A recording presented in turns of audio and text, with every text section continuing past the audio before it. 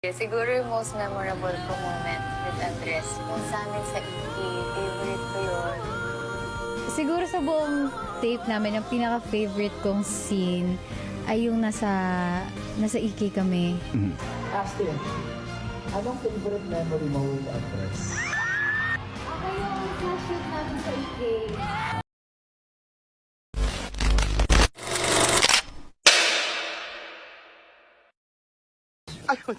You found her? Pagod na. It's 6 a.m. guys. Pagod na si Ashton. Hindi na kaya. Napaka-gentleman naman yung Good morning! Diyos ko guys, ang tagal ng lakad ni Andres na nakapigibak si Ashton. Oh, ayan. Parang hindi sila overnight nag-shooting. Meanwhile. Ano ang favorite mong kainin kapag sad ka? Ice cream. Ice cream! Ka ba kumain? Opo, minsan. Kumulam si Andres. At si Robin. Si Andres, feeling ko. Ice cream. Okay.